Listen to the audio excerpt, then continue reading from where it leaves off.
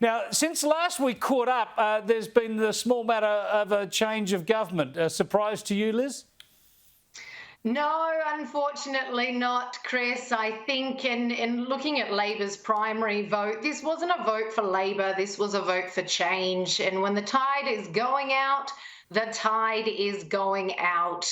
Where I'm concerned, this was expected. And there haven't been that many surprises watching the election results roll in last Saturday night.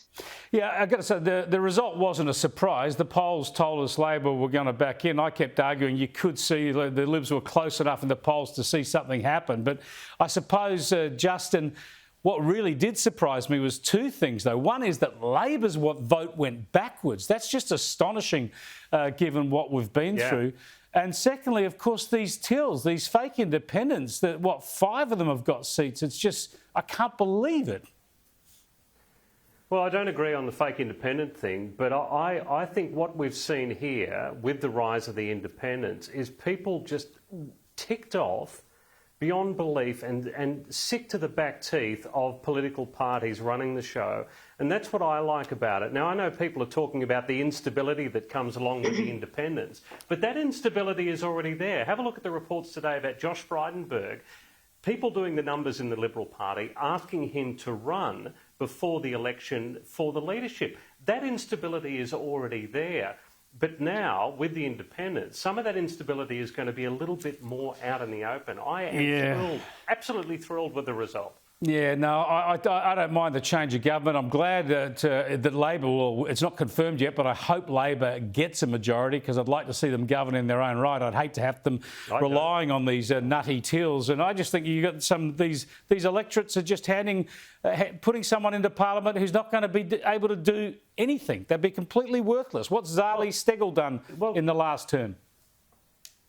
Well, Chris, you call them nutty, but I tell you what, there's a lot of Australians that disagree with you. And look, I'm not saying that they're going to be fantastic MPs, but I tell you what is good. If they're not good MPs, then they're going to get kicked out at the next election. They won't have a party to back them up like a Josh Frydenberg has got a party, or a Christina Keneally that parachuted her into what she thought was a safe seat. What a beautiful... If they don't do a good job, they get kicked out. Well, look, absolutely. Both major parties are on the nose, and that's why the Tills have won. But I just think it's all a bit of a waste. I'd rather see good government at some stage. Maybe we're about to see it from the Albanese Labor government. We will see. Early days yet. But you mentioned Christina Keneally. She was spotted yesterday by Channel 9 heading back to her island home. Have a look.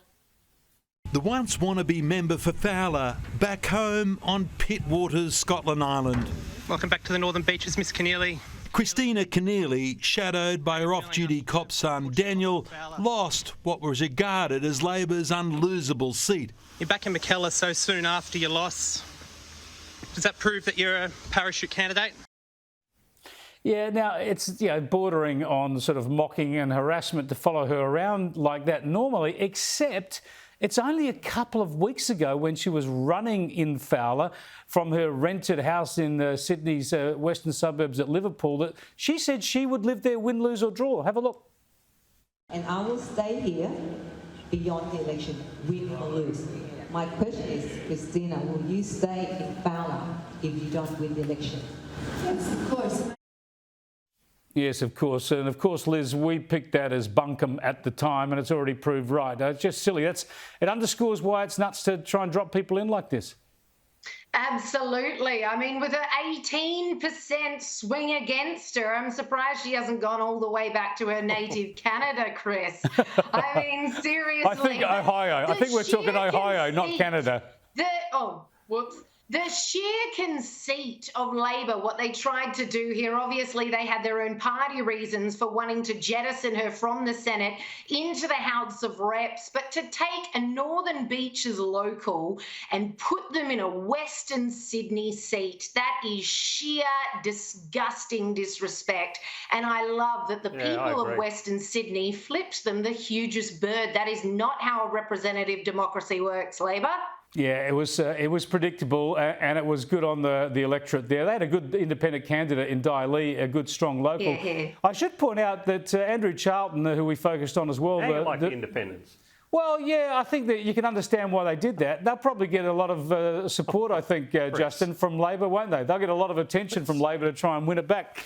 But Andrew Charlton, the millionaire candidate that Labor put up in Parramatta, he won.